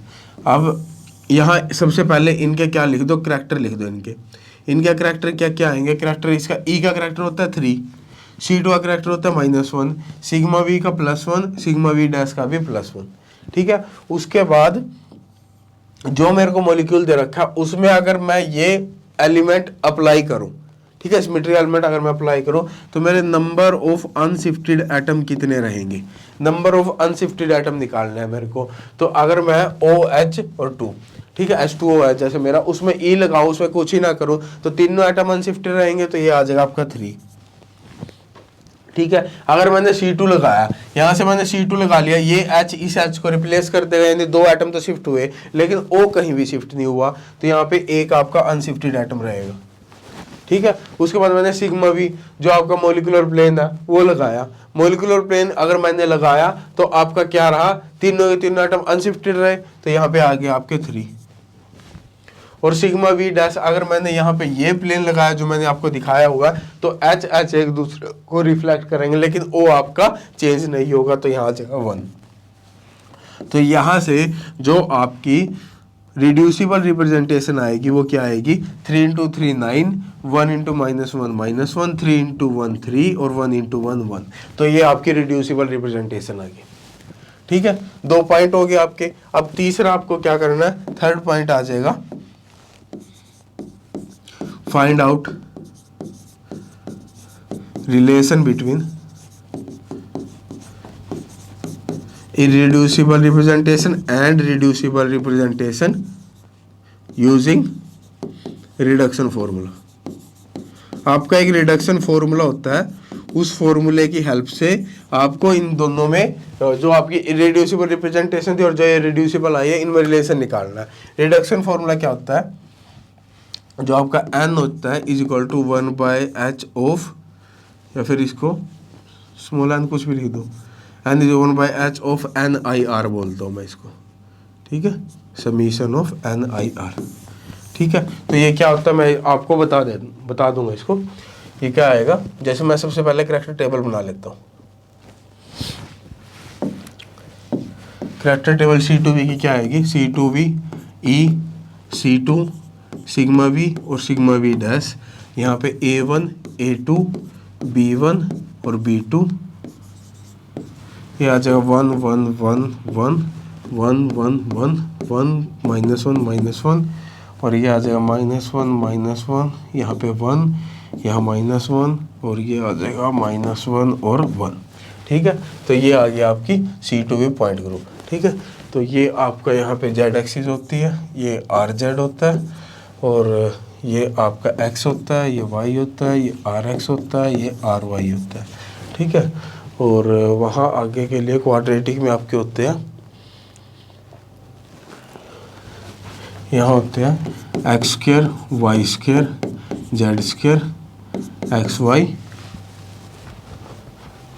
xz yz xz और yz, ठीक है। तो ये आपकी C2V की करैक्टर टेबल आ गई, ये आपको दी गई होगी।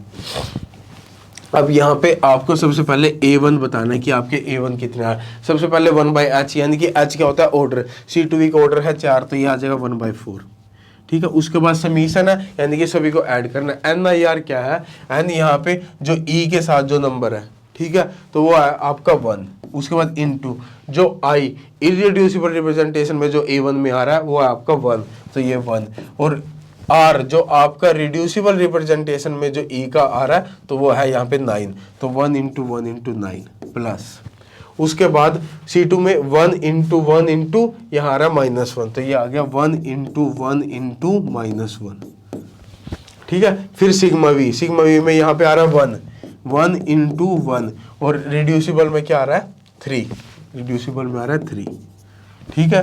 फिर प्लस में आ जाएगा 1 × 1 × 1, तो ये आ जाएगा 1।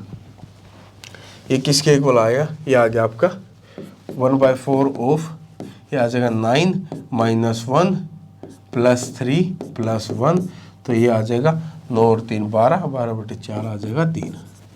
तो यहाँ आगे 3A1 की वैल्यू A1 के साथ आगे 3A1, ठीक है। उसके बाद ऐसे ही A2 किसके इक्वल आएगा, A2 अब मैं ये डायरेक्ट आपके जल्दी निकाल देता हूँ, मैंने आपको तरीका बता दिया निकालने का, ठीक है। तो 1 × 1 × 9, तो ये आ जाएगा 9, 1/4 9, उसके बाद 1 1 और -1 -1, फिर आ जाएगा ये -1 और ये आ जाएगा -3, ये आ जाएगा -1 और ये आ जाएगा -1, ठीक है। तो ये आ जाएगा 3 और 1 4 और 1 5, 9 में से 5 गए 4 4 4 आए, ये आ गया 1, तो A2 आ गया 1। उसके बाद B1 किसके इक्वल आएगा, B1 आएगा आपका 1/4, यहाँ आ जाएगा 9, उसके बाद आ जाएगा -1 × -1, ये आ जाएगा +1, ठीक है। उसके बाद ये आ जाएगा आपका 1 × 3 + 3, यहाँ पे -1, तो ये आ जाएगा 9 और 3 12, 12/4, तो ये आ जाएगा 3, ठीक है। B2 किसके इक्वल आ जाएगा, ये आ जाएगा 1/4, यहाँ आ जाएगा 9, उसके बाद -1 -1 +1, उसके बाद -3, और ये आ जाएगा 1 × 1, तो ये आ जाएगा +1, ठीक है। कुछ गड़बड़ करती क्या, -1, ये आ जाएगा -3 +1, और ये आ जाएगा 1 × 1 × 1, तो ये आ जाएगा 1, और 10 10 और 1 11, 11 में से 3 गए 8, 8 का ये आ जाएगा 2, ठीक है। तो सही है। अब ये क्या आ जाएगा, जो आपकी रिड्यूसिबल रिप्रेजेंटेशन है वो किसके इक्वल आ जाएगी, वो आ जाएगी 3A1 + A2 + 3b1 plus 2b2। ठीक है, तो ये हमने क्या निकाल लिया, उनके बीच में रिलेशन निकाल लिया। ठीक है, अब मैं करैक्टर टेबल को नीचे ले आता हूँ।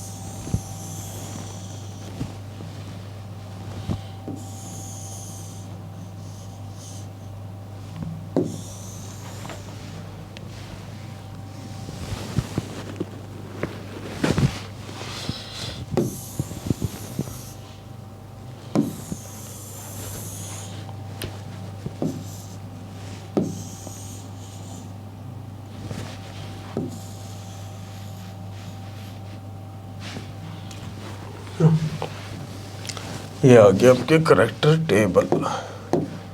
इसको मैं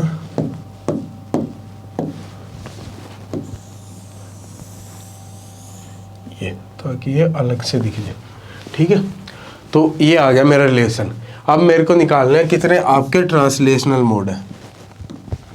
मेरे को निकालना है कितने आपके ट्रांसलेशनल मोड है। ट्रांसलेशनल मोड कौन से होंगे, जहां आपका एक्स वाई और जेड आ रहा है। तो x एक यहाँ आ रहा है, एक यहाँ आ रहा है y, और यहाँ z आ रहा है। तो ये आ गया a1 b1 और b2। तो ये आ जाएगा a1 plus b1 plus b2। ठीक है, उसके बाद रोटेशनल मोड देखना है, जहाँ rx ry rz आ रहा है। तो ये आ गया 3 a2 b1 b2। तो a2 plus b1 plus b2। तो सबसे पहले हमने क्या निकाला, vibrational mode. Vibrational mode total में से अगर हम ये दोनों माइनस कर दें तो हमारे वाइब्रेशनल आ जाएंगे। तो इनको माइनस करेंगे तो ये आ जाएगा 2a1 प्लस a2 से a2 तो कैंसिल हुआ, 2b1 गए तो ये आ जाएगा प्लस b1 प्लस, हाँ तो यही आएंगे बस। ठीक है, तो ये आपके आगे वाइब्रेशनल मोड है। अब इसमें से देखने हमने कि कौन कौन से रमन एक्टिव है, कौन कौन से IR एक्टिव है। तो सबसे पहली बात, IR एक्टिव देखने के लिए आपको क्या देखेंगे, IR एक्टिव मोड देखने के लिए जहां आपका XYZ आ रहा है वो आपके IR एक्टिव मोड हो गए। और जहां आपका रमन मोड अगर आपको देखना है, जहां आपके क्वाड्रेटिक आ रहे हैं x square y square x square minus y square, इस टाइप से जहां आपके क्वाड्रेटिक के टर्म में आ रहे हैं वो आपके रमन एक्टिव मोड हो गए। तो इनमें से अगर आपको देखना है 2a1 प्लस b1 आया, यानी a1 और b1 में ही देखेंगे हम। तो यहाँ पे आपका a1 में z आ रहा है, यानी कि वो IR एक्टिव तो है। तो यहाँ पे दोनों a1 आपके IR एक्टिव है। b1 में भी आपका x आ रहा है, यानी कि वो भी आपका क्या है, IR एक्टिव। अब रमन एक्टिव देखते हैं, x square y square a1 में आ रहा है, यानी कि वो भी आपके क्या है, रमन एक्टिव भी है वो। प्लस b1 में भी आपका XZ आ रहा है, यानी कि ये भी आपका रमन एक्टिव भी है। तो ये आपके IR एक्टिव रमन एक्टिव हो गए।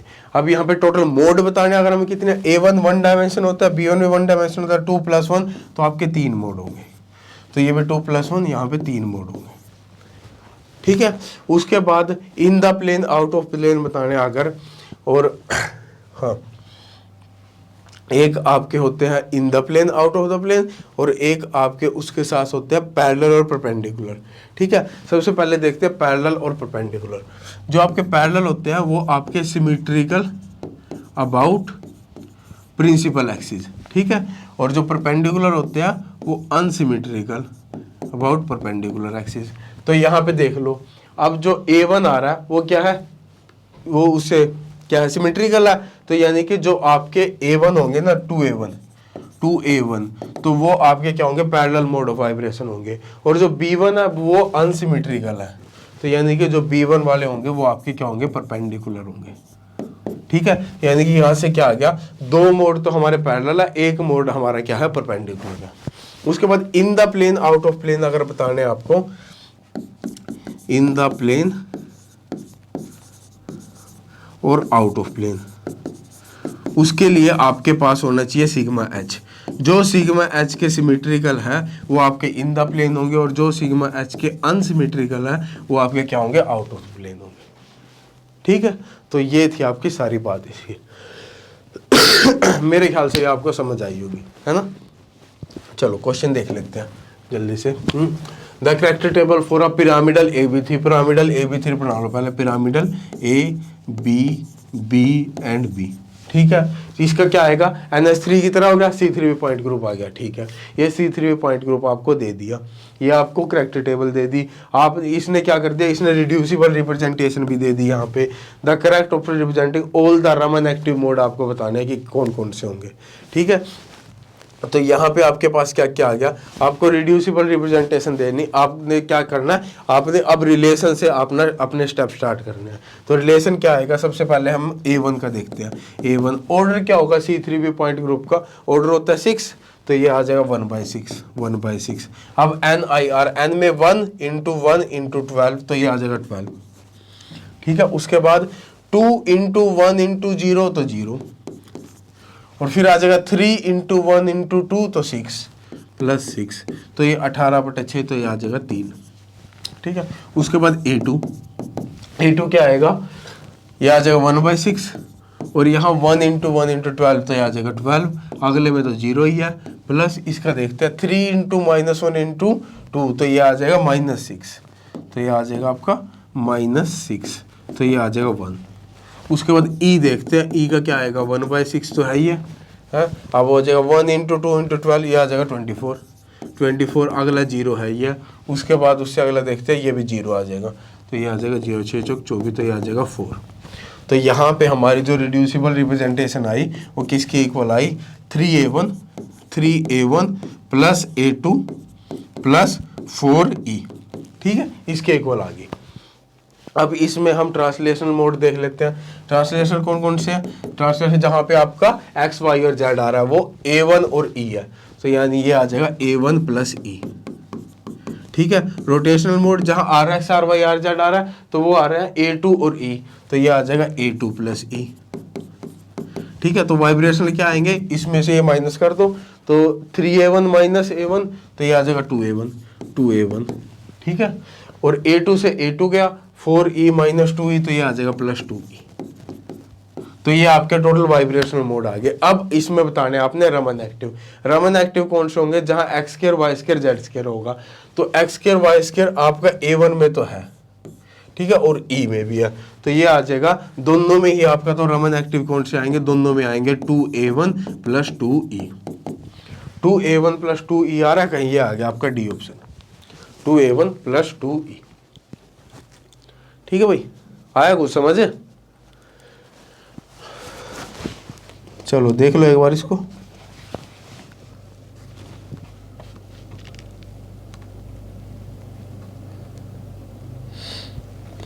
फिर नेक्स्ट पे चलते हैं।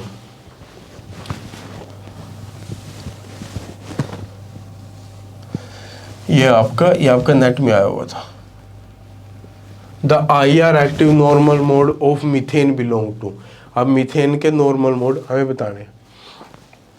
मीथेन आ गया आपका CH4, CH H H और H, ठीक है। इसमें आपको बताने IR एक्टिव मोड, ठीक है। IR एक्टिव मोड आपके वैसे कौन से होते हैं, जहाँ पे आपका X Y और Z आता है, वही होते हैं ना IR active mode. X Y Z आपका यहाँ पे T2 में आ रहा है, तो आपको करके देखने की जरूरत है। T1 में आपका IR एक्टिव आ रहा है, नहीं आ रहा, काट दो। E और A2 में आ रहा है, E में नहीं आ रहा, A2 में नहीं आ रहा, तो ये भी काट दो, ठीक है। E और A1 में, E में तो आ रहा था, A1 में भी नहीं आ रहा, ये भी काट दो। डायरेक्ट D आंसर आ गया। सॉल्व क्यों करके देख रहे हो, हैं, डायरेक्ट आ गया ना। चलो डायरेक्ट आ गया था, तो ये आपकी ग्रुप थ्योरी खत्म हुई, ठीक है। तो ये थी आपकी ग्रुप थ्योरी। आई होप आपको समझ आया होगा। इसी टाइप से आपके क्वेश्चन आते हैं, आसान क्वेश्चन आते हैं, कोई ज़्यादा इसमें इतनी बड़ी भारी बात नहीं है, ठीक है। चलो ओके, बाय, हैप्पी लर्निंग।